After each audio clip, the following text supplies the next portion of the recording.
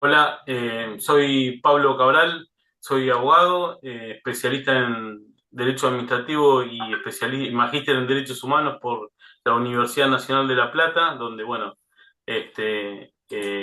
inicié mis estudios en los 90, me recibí sobre el final de la década del 90 y bueno, mi desarrollo laboral fue siempre vinculado con el derecho público. Trabajé en el Poder Judicial, en la justicia provincial, trabajo en la justicia provincial. Estuve algunos periodos breves cumpliendo funciones en el ámbito nacional, también dentro de lo que es derecho público, derecho administrativo, en la CAE, durante los últimos 4 años y ahora nuevamente en el Poder Judicial. La verdad que es un gusto estar acá con Martín, que me invitó, y bueno, a disposición. Bueno, bienvenido Pablo.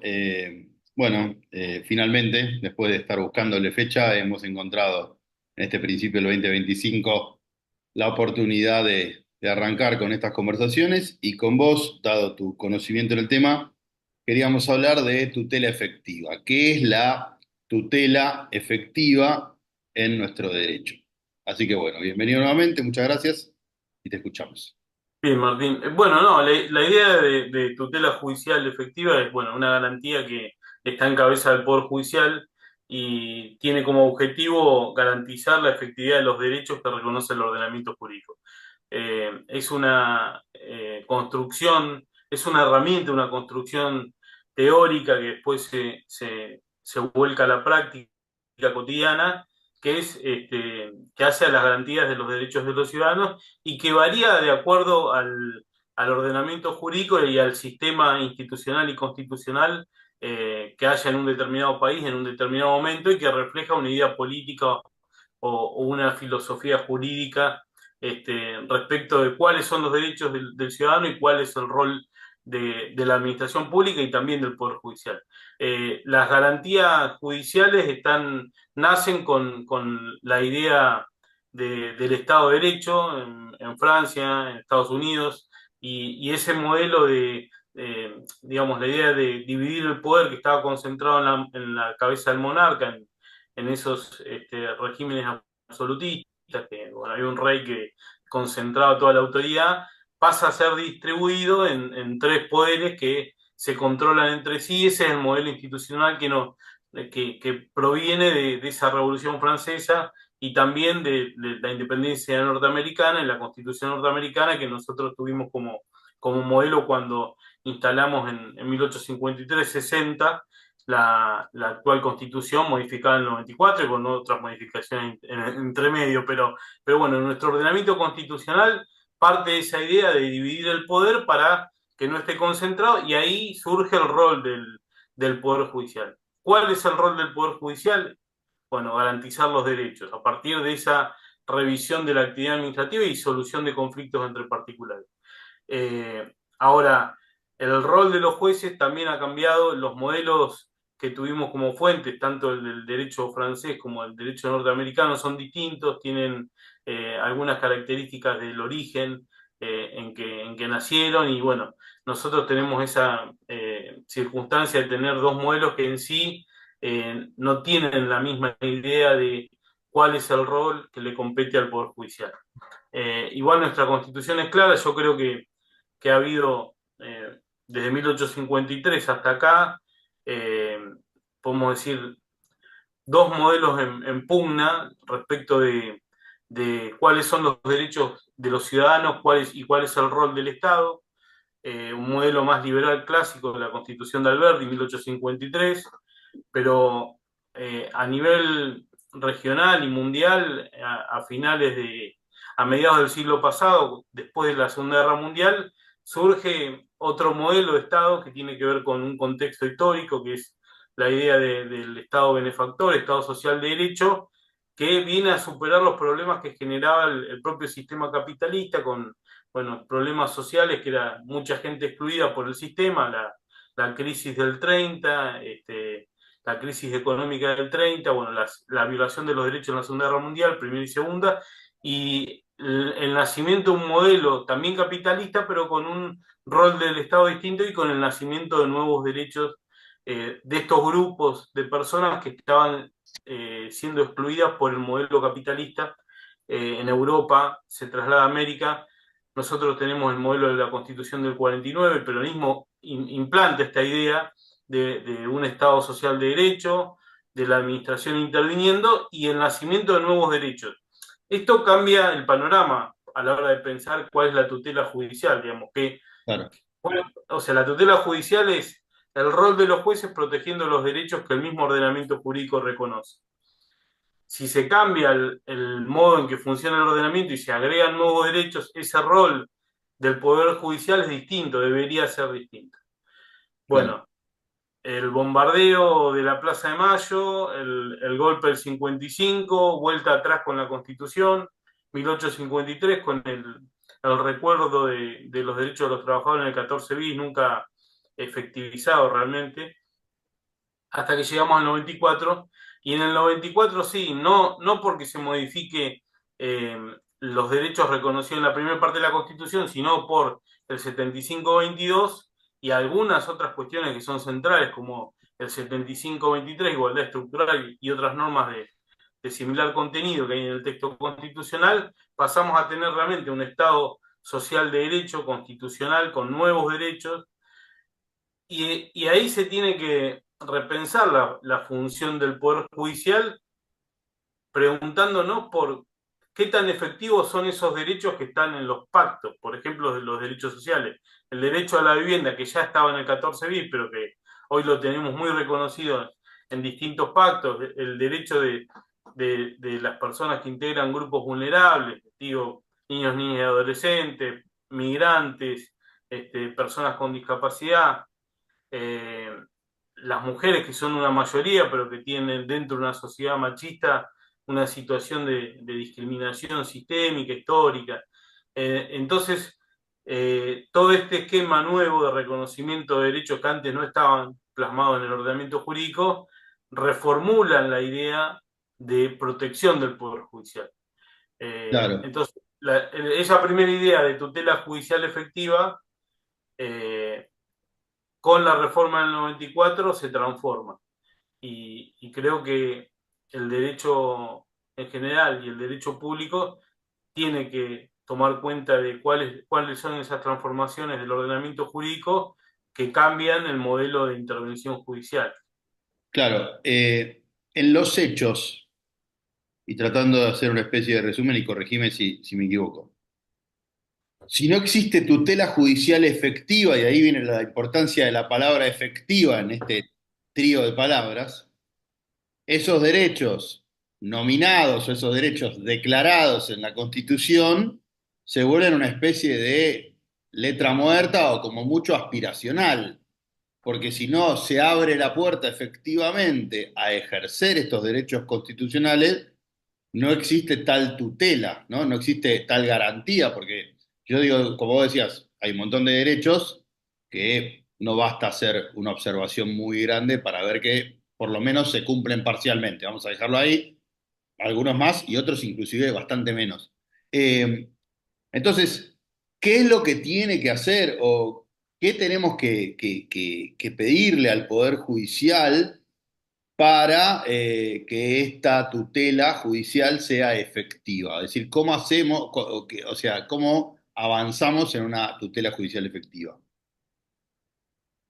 Eh, En primer lugar, la idea de los reconocimientos, hay primero una discusión sobre la efectividad de los derechos sociales, que es Bien, filosófica, está detrás, tiene mucho que ver con cuál es la postura filosófica de cada uno, porque sí, muchas veces yo encuentro que en realidad las discusiones que se evidencian en la superficie sobre alguna cuestión que puede ser concreta, efectividad del derecho a la vivienda, pero en realidad si uno hace un análisis sobre cuál es el posicionamiento filosófico de cada uno de los que están discutiendo sobre el tema, posiblemente uno sea un naturalista y otro un positivista o positivista crítico, y el problema es que nunca se van a poner de acuerdo porque se construyen esas posturas sobre una base de derechos que son incompatibles.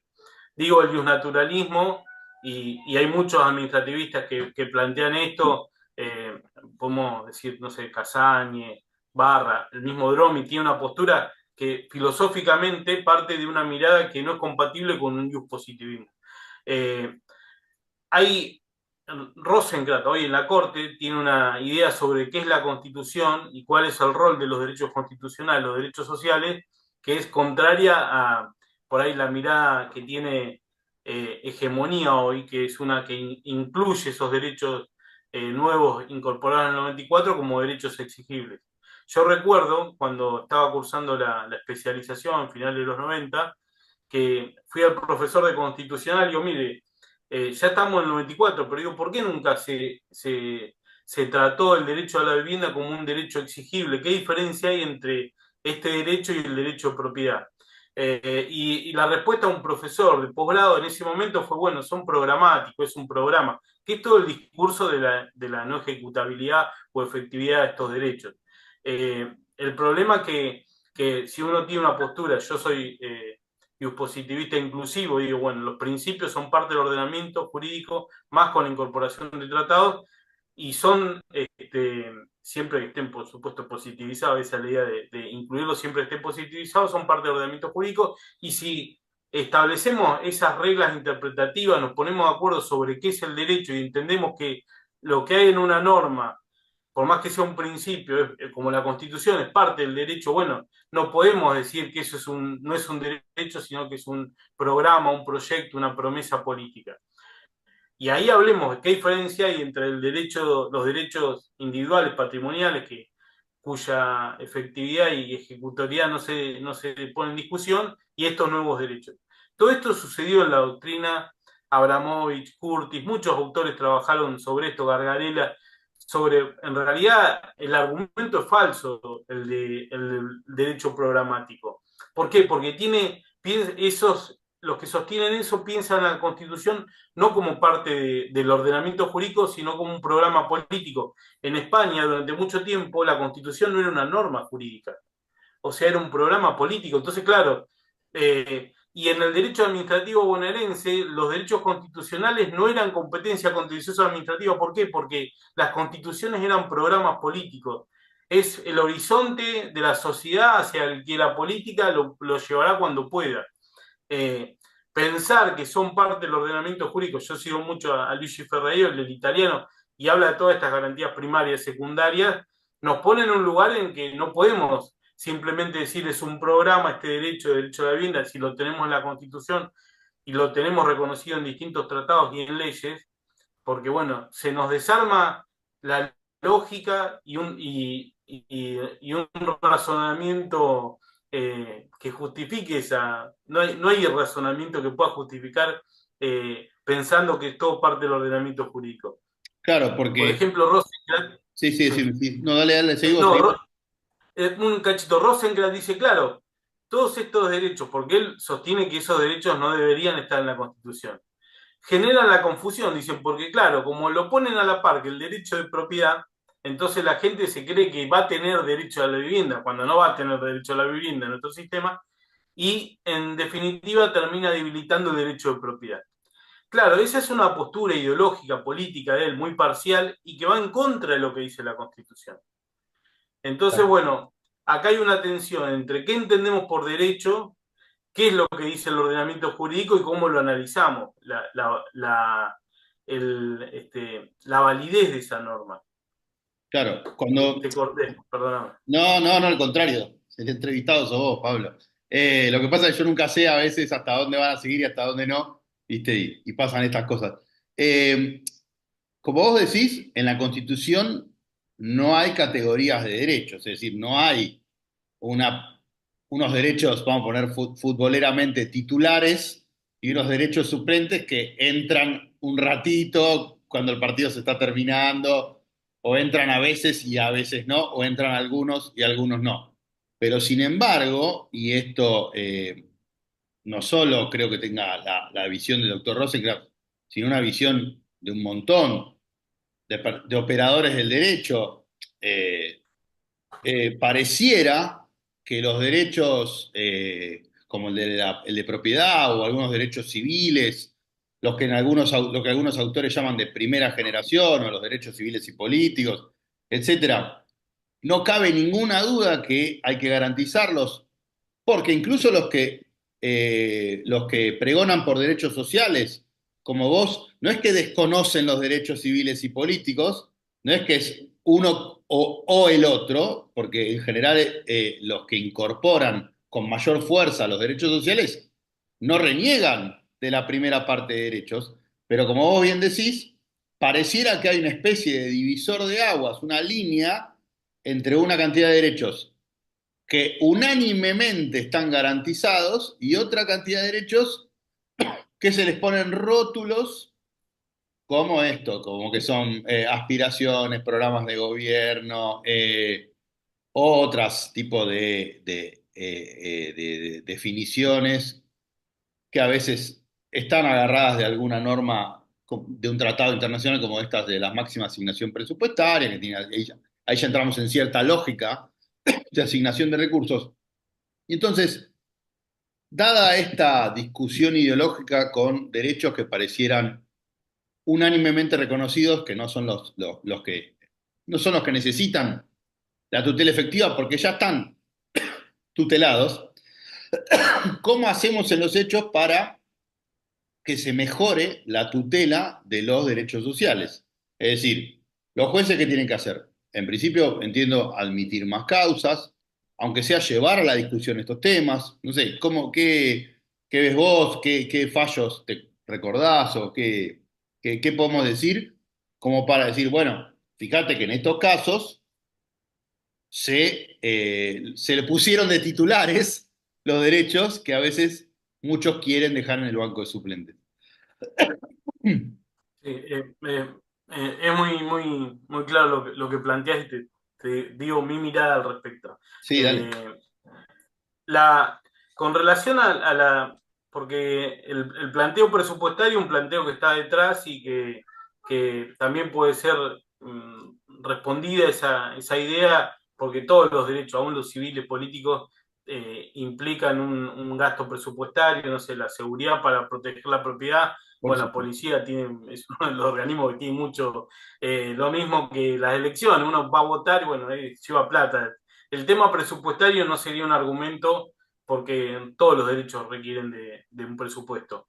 Ahí se vuelve Aclaro sobre que ese yo argumento. no Eh, quise, una cosa, yo no quise dejar asentado mi punto de vista, y sino que tiré un tema clásico, tiré un te tema digo porque clásico. no, Martín, son los argumentos típicos que uno agarra a cualquier autor de esto y uno de ellos es eso. Hay Sí, tres o cuatro, pero yo creo que eso ya está superado. Y la prueba de que está superado es que hoy en día yo empecé a trabajar en la justicia contencioso administrativa provincial, después sí, de que hubo una reforma también constitucional en el 94 en la provincia, se incorpora el fuero contencioso administrativo descentralizado, se le quita la competencia originaria a la Corte y empiezan a haber casos judiciales. Yo trabajé,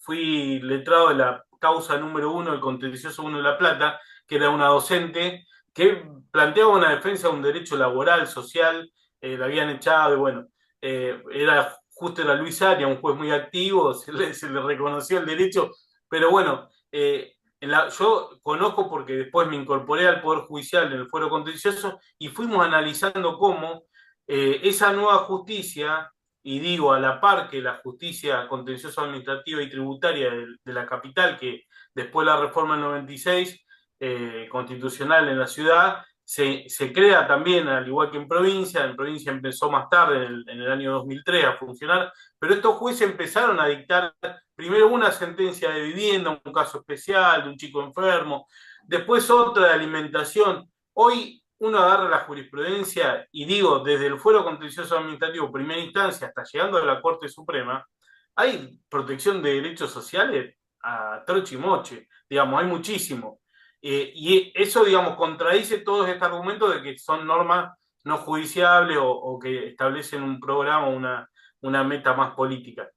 En la práctica esto funciona. El rol del Poder Judicial en este aspecto fue un Poder Judicial que generó inclusión, que generó derechos, reconocimiento de derechos a grupos vulnerables, y hay mil casos.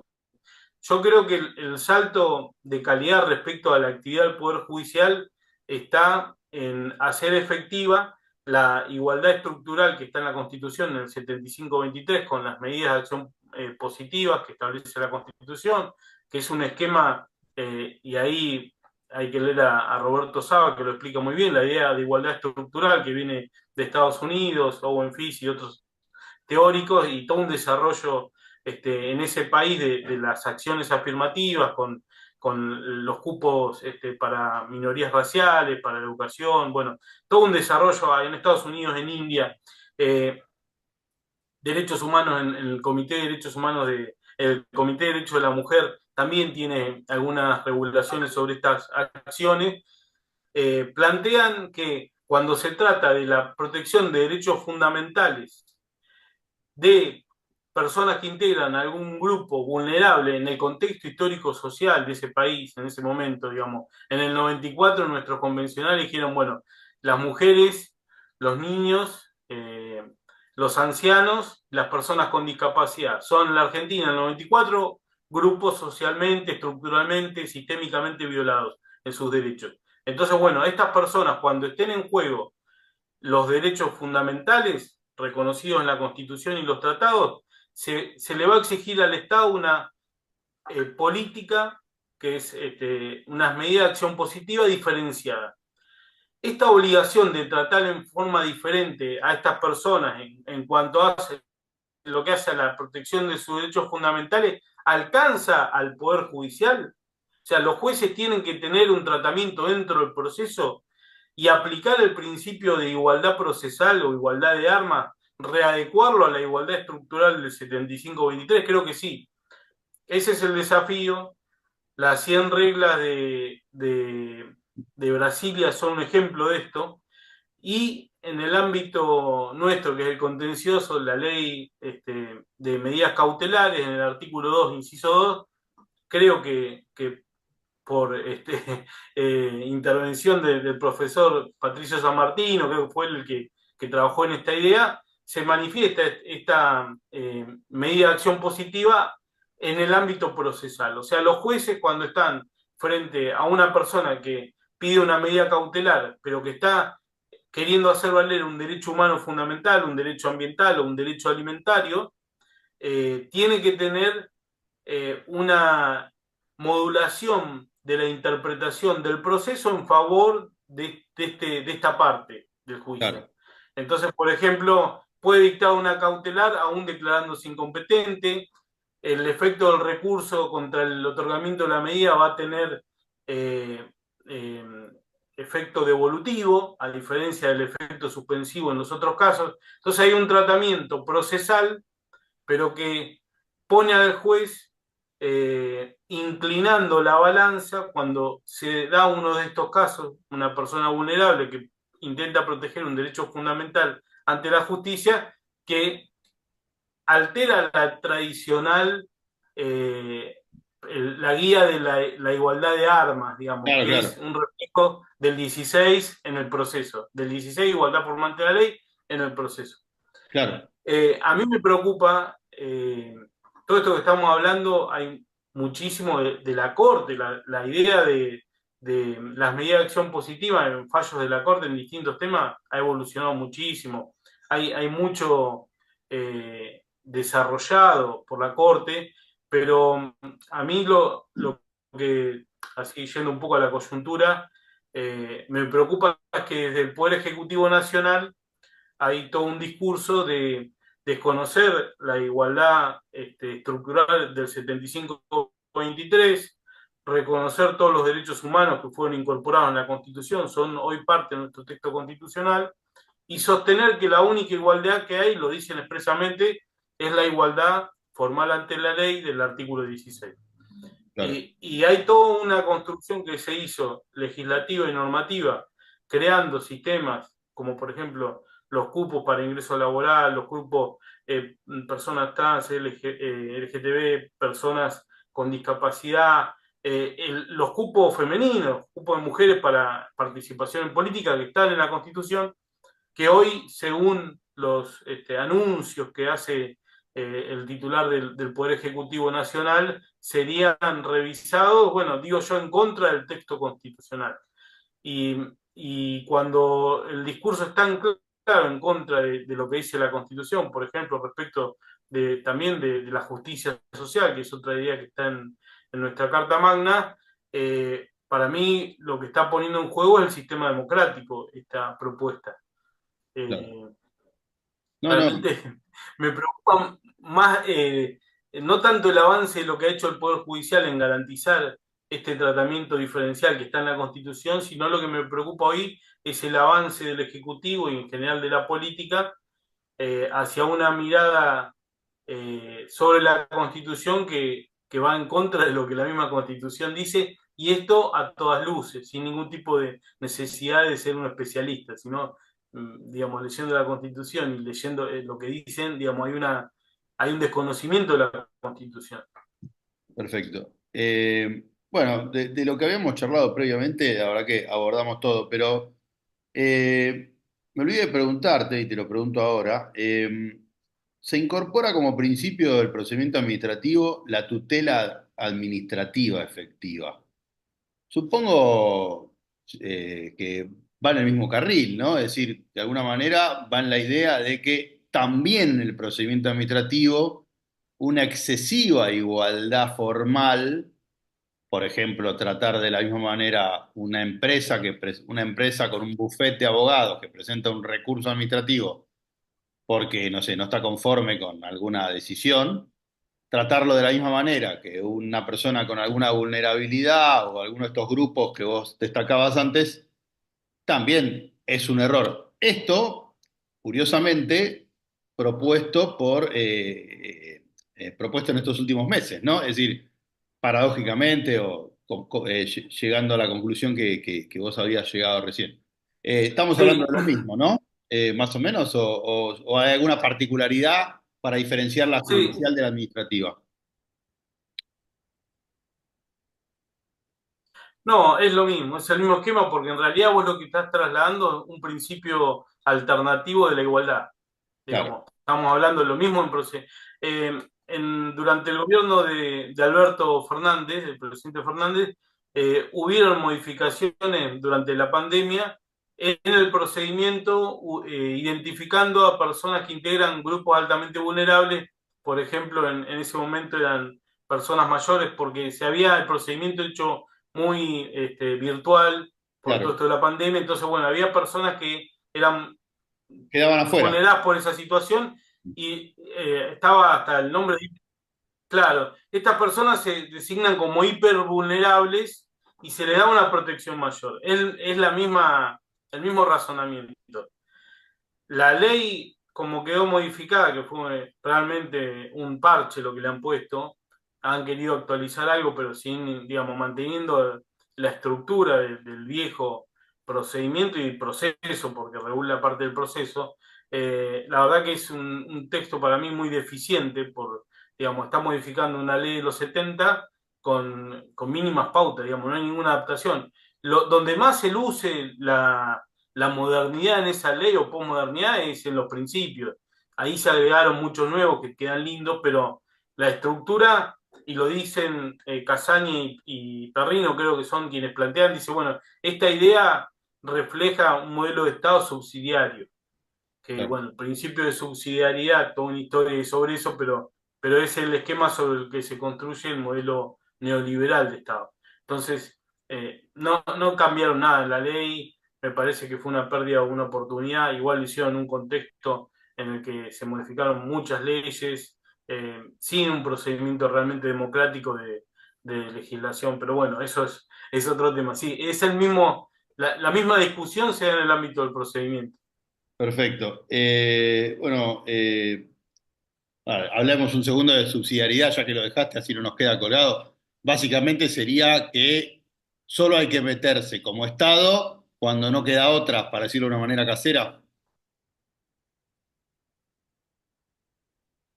Sí, eh, fue un principio que está en la Constitución chilena, específicamente dispuesto, que es una constitución que tiene una particularidad que fue redactada por un doctrinario neoliberal de ultraderecha prácticamente en la continuidad del proceso de Pinochet. Fue una única Mano la que escribió esa constitución y tiene toda esta idea.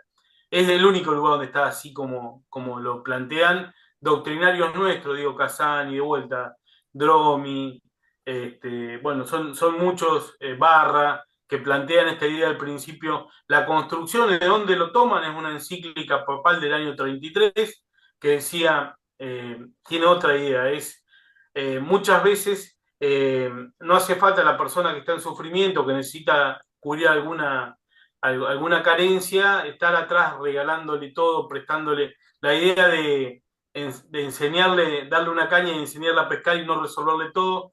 Esa es la idea de subsidiariedad y que plantea que muchas de las cosas las puede resolver la propia persona sin necesidad de un apoyo. Todo esto tiene una base, está en la doctrina social de la Iglesia, es un principio, pero no es trasladable al Estado, no tiene por qué ser trasladado al Estado, y además, primero, ese principio en nuestro país no está constitucionalizado ni legislado en ningún lado, y contradice todas las funciones que tiene el Estado por disposición constitucional. O sea, el Estado no tiene que ser el último que venga a resolver lo de los incendios ahora en el sur. No, el Estado tiene que estar resolviendo, previniendo, interviniendo en tiempo y forma y no dejar que se arreglen los vecinos del sur, no sé cómo, para evitar. Lo mismo sucede con todas las acciones del Estado. Hoy viajar en una ruta nacional, me pasó que fui al norte y volví, las rutas están destruidas. Ir a Bahía Blanca, yo soy de Bahía Blanca, las rutas están destruidas. Claro, el Estado Nacional desaparece, no sé qué piensan, que va a ir un chacarero con asfalto a arreglar la ruta, digamos, imposible. Soy de Bahía Blanca, Bahía Blanca tuvo una catástrofe climática y el Estado no apareció ahí. Bueno, ellos tienen en la práctica esta idea de que el Estado no intervenga, que todo lo resuelvan los particulares o el mercado, pero eso está en contra de nuestra Constitución. O sea, tendrían que cambiar la Constitución. O la otra alternativa, no cumplirla y desconocer nuestro sistema jurídico, nuestro sistema democrático, las garantías constitucionales, etcétera, los que nos pondría en un estado de crisis institucional y democrática nunca visto desde 1983 para acá. Clarísimo, Pablo. Te recontra agradezco la participación. Bueno, por suerte salió bastante bien. Habíamos tenido unos problemitas técnicos que apenas vi unos micro cortes de imagen que no afectan para nada la buena conversación que hemos tenido. Así que bueno, nos seguimos viendo. Un abrazo grande como siempre y Bueno, Martín, muchas gracias, un gusto charlar con vos, un abrazo, Pablo. que me hayas convocado e invitado acá. Gracias. Gracias, Martín. Abrazo.